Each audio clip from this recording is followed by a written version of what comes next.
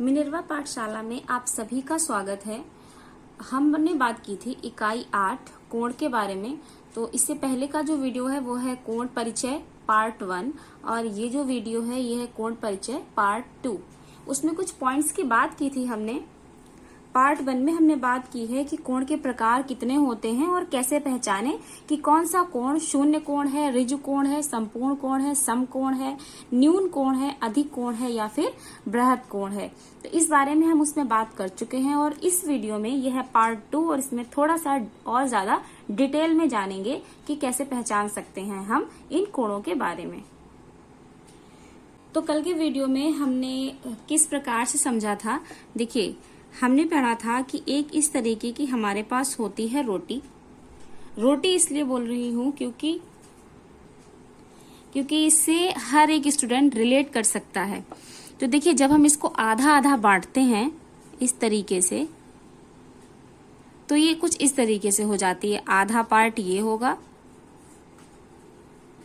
ये हो गई आधी रोटी और आधी रोटी हमारी हो गई ये अलग अलग हो गई। फिर इसी को जब हम 4 पार्ट में इस तरीके से बांटते हैं तो ये कुछ इस तरीके की हो जाती है। एक ये हुआ चौथाई पार्ट, एक ये हुआ चौथाई पार्ट, एक चौथाई पार्ट हमारा ये हुआ और एक ये हो गया।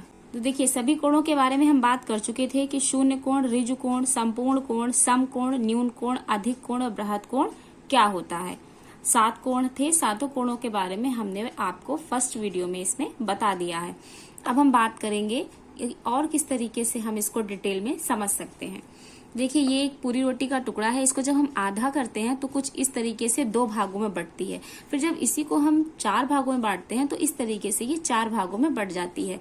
तो ये जो एक रोटी का टुकड़ा होता है यहाँ से ये दर्शाता है हमें 90 डिग्री का कोण। और 90 डिग्री के कोण को हम क्या कहते हैं, 90 डिग्री का जब कोण होता है तो उसे कहते हैं हम समकोण। जब हम रोटी का चौथाई टुकड़ा लेते हैं तो वो बिल्कुल इस तरीके से ये रेखा और ये रेखा बराबर होती है, इस तरीके से होता है, ठीक है। तो ये जब रेखा इस तरीके से बराबर होती है तो यहाँ पर ये बनाती है हमारी 90 डिग्री का कोण और उसको कहते हैं हम समकोण। लेकिन जब ये दोनों इस तरीके से हो, मिले हुए हों, तो देखिए कुछ यहाँ से कट करेंगे तभी तो ये अलग अलग होंगी। तो क्योंकि ये आधा यहाँ से देखिए ये 90 डिग्री है और ये भी 90 डिग्री है, तो ये टोटल पूरा अगर बात करेंगे तो टोटल पूरा हो जाएगा 90 और 90 ये हो जाएगा 180 डिग्री का कोण। तो ये पूरा होता है हमारा 180 डिग्री का कोण। और जब हम इन चारों के बारे में बात करते हैं तो ये जैसे इसमें ये हो गया 90, ये हो गया 90, ये 90, ये 90, तो ये कितना हो गया पूरा, ये पूरा हो गया मिलकर के 9, 180 और ये सब मिलकर के हो जाएंगे यहाँ पर 360 डिग्री का।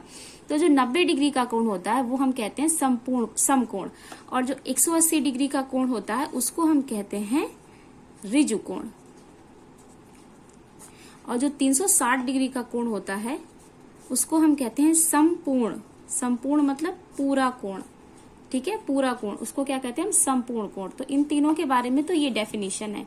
इसके बाद हम बात करेंगे न्यून कोण, अधिक कोण और बृहद कोण के बारे में। तो देखिए न्यून कोण के बारे में जब हम बात करेंगे तो न्यून कोण को हम कैसे पहचानेंगे। जो हमारा 90 डिग्री का कोण होता है, देखिए ये चौथाई टुकड़ा हमने लिया रोटी का और ये हमारा होता है 90 डिग्री का कोण यहाँ पर, ठीक है। इस जब 90 डिग्री कोण को हम थोड़ा कम कर देते हैं, थोड़ा कम कर देते हैं, कितना कम, 90 डिग्री नहीं होना चाहिए, उससे अगर थोड़ा सा भी कम है तो वो हो जाएगा हमारा न्यून कोण। जैसे ये 90 है लेकिन इसको हम इतना कम कर दें यहाँ से, अब ये अगर बन गया हमारा, तो देखिए 90 डिग्री से कम हो गया यहाँ पे, तो ये हमारा हो गया न्यून कोण, न्यून कोण। अब न्यून कोण की दूसरी परिभाषा क्या है। अब न्यून कोण को एक तरीके से ये भी लिख सकते हैं, हम यहाँ पर लिखेंगे न्यून कोण, लिखेंगे हम न्यून कोण। अब न्यून कोण का क्या होता है, देखिए 90 डिग्री से कम होता है तो हम यहाँ पर निशान लगाएंगे, ये वाला, ये निशान है जो इधर मुंह बंद है ये रखा जाता है छोटे की तरफ और खुला हुआ मुंह रखा जाता है बड़े की तरफ। तो हम यहाँ लिखेंगे 90। देखिए एक डेफिनेशन ये वाली है हमारी, इसमें क्या होता है न्यून कोण को हम बीच में रखते हैं। अब न्यून कोण 90 डिग्री से छोटा है लेकिन 0 डिग्री से बड़ा होता है। यहाँ पर जब समझेंगे तो न्यून कोण का मतलब है, देखिए 90 डिग्री से ये छोटा होता है, तो 90 डिग्री यहाँ पे ये 90 डिग्री थी। अब 90 डिग्री से जब हम कम करते हैं, जब 90 डिग्री से थोड़ा भी कम हो जाता है तो उसको न्यून कोण कहते हैं। लेकिन 0 डिग्री से ज्यादा होता है, क्योंकि 0 डिग्री की क्या होती है, एक इस तरीके से रेखा होती है और दूसरी इसी के ऊपर अगर कोई पड़ी हुई है यहाँ पे, तो देखिए इन दोनों के बीच में कोई गैप नहीं है, कोई गैप नहीं है, तो वहां पर 0 डिग्री होता है, तो ये 0 डिग्री से बड़ा होता है। अब न्यून कोण क्या होगा, न्यून कोण में थोड़ी बहुत तो जगह दिखनी चाहिए, बीच में थोड़ा गैप दिखना चाहिए दोनों रेखाओं के बीच में।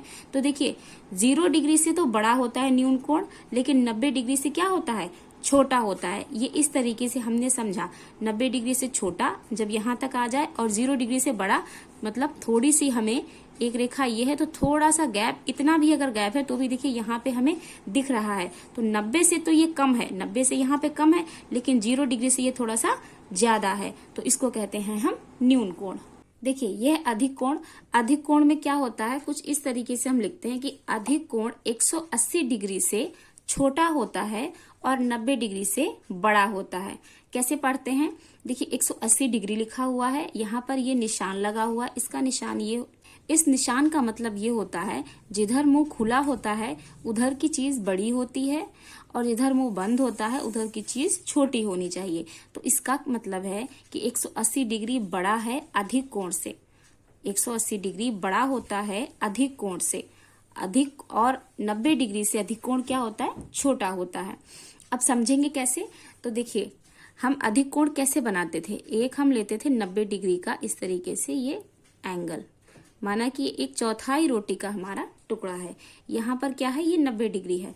अब इसको हम बढ़ा देंगे, अधिक न्यून कोण का मतलब 90 डिग्री से कम कर दें और अधिक कोण का मतलब 90 डिग्री से बढ़ा दें थोड़ा। तो देखिए 90 डिग्री से थोड़ा सा बढ़ा दिया यहाँ तक, तो 90 डिग्री तो ये हो गया और ये भी कुछ x डिग्री होगा यहाँ पे, तो ये अब हमारा हो जाएगा यहाँ पे अधिक कोण, मतलब 90 डिग्री से ज्यादा होगा तब हमारा हो जाएगा अधिक कोण। लेकिन जब हम इसी में समझेंगे तो देखिए 90 डिग्री से तो ज्यादा है, लेकिन 180 डिग्री कहाँ पे होता है ये, लेकिन 180 डिग्री से कम होता है।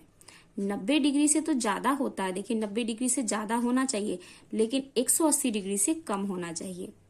क्योंकि अगर यहाँ तक आ गया, देखिए जैसे ये एक रोटी का टुकड़ा है, ठीक है, अब ये तो हो गई हमारे 90 डिग्री की लाइन, ये तो हो गया हमारा 90 डिग्री और ये पूरा है यहाँ पर 180 डिग्री। अब ये इतना अगर है तो भी ये अधिक कोण होगा, अगर ये इतना है तो भी ये अधिक कोण होगा, अगर ये इतना है तो भी ये अधिक कोण होगा, लेकिन ये पूरा नहीं होना चाहिए यहाँ तक, क्योंकि अगर पूरा हो जाएगा तो ये 180 डिग्री हो जाएगा, जो कि हमें नहीं करना है। जब 180 डिग्री मांगा जाए तब हमें यहाँ तक लाइन पूरी खींचनी है। जब 180 डिग्री मांगा जाए तो हमें पूरा इस तरीके से बताना है कि ये 180 डिग्री है। लेकिन जब अधिक कोण की बात की जाती है तो अधिक कोण को 180 डिग्री से थोड़ा सा कम रखा जाता है। यहाँ पर एक निशान लगाएंगे और 180, अगर हम अधिक कोण की बात करेंगे तो यहाँ तक ये अगर हम बनाएंगे ये कोण, तो यहाँ से यहाँ तक का हो जाएगा हमारा 180 डिग्री। अगर ये बनाएंगे तो भी ये 180 होगा। 90 से ज्यादा होना चाहिए और 180 से कम होना चाहिए, तो वो होता है हमारा अधिक कोण। इसके बाद हम अपना लास्ट बात करेंगे बृहद कोण के बारे में। तो बृहद कोण क्या होता है, देखिए ये डेफिनेशन कुछ दी हुई है, इस तरीके से भी पढ़ते हैं बृहद कोण को कि बृहद कोण जो होता है वो 360 डिग्री से छोटा होता है लेकिन 180 डिग्री से बड़ा होता है। 180 डिग्री से बड़ा है मतलब देखिए ये निशान लगा हुआ है, 180 डिग्री से बड़ा होता है, 360 डिग्री से छोटा होता है। अब समझेंगे कैसे इसको, तो इसके लिए हम लेंगे अपनी पूरी एक रोटी। जब हम बात करेंगे अपने बृहद कोण के बारे में तो देखिए ये एक पूरा सर्किल है और इसको पूरी को एक रोटी मानेंगे और यहाँ पर क्या करेंगे, इसको 4 भागों में हम बांट देंगे। 4 भागों में बांटने के बाद में ये एक हो गया 90 90 90 90, ये चारों 90 90 के हो गए, तो पूरा टोटल हो गया 360 डिग्री। अब जब हम यहाँ जाएंगे, ये है बृहद कोण। बृहद कोण 360 डिग्री से छोटा होता है और 180 डिग्री से बड़ा होता है। तो देखिए 180 डिग्री से बड़ा होता है तो हम आएंगे इस वाले पे। यहाँ पर क्या है, ये एक रोटी है, इसको हाफ हम जब डिवाइड करेंगे, आधा आधा करेंगे, तो ऊपर की जो रोटी होगी आधी वो हो जाएगी 180 डिग्री कोण बनाएगी यहाँ पर, और नीचे की भी क्या बनाएगी 180 डिग्री कोण बनाएगी। भाई 90 इधर 90 इधर, ये 180 हो गया। तो 180 डिग्री से बड़ा होता है तो क्या करेंगे, यहाँ पर हम ये लाइन खींचेंगे। तो देखिए ये 180 हो गया और इधर थोड़ा और बढ़ा दिया तो ये 180 से ज्यादा हो गया। अब ये बना हुआ कोण हमारा कहलाएगा बृहद कोण। जैसे कि अगर हमारा कुछ इस तरीके से है, देखिए अगर इतना बनाएंगे तो ये हो जाएगा 90 डिग्री। फिर अगर हम ये पूरा यहाँ ये भी बना देंगे इस तरीके से तो ये हो जाएगा हमारा 180 डिग्री। लेकिन बात कर रहे हैं बृहद कोण की तो यहाँ तक जाएगी रेखा, ये रेखा जाएगी 180, ये हो जाएगा और ये थोड़ा और बढ़ जाएगा तो ये हो जाएगा हमारा बृहद कोण। और ये 360 डिग्री से छोटा होता है। तो देखिए 360 डिग्री कब होगा, 360 डिग्री तब होगा जब हम इस तरीके से पूरा राउंड कर देंगे, तब होगा 360 डिग्री। तो मतलब पूरा राउंड हमें नहीं करना है। क्या करना है, अगर कोई कोण इतना है, देखिए अगर कोई कोण इतना है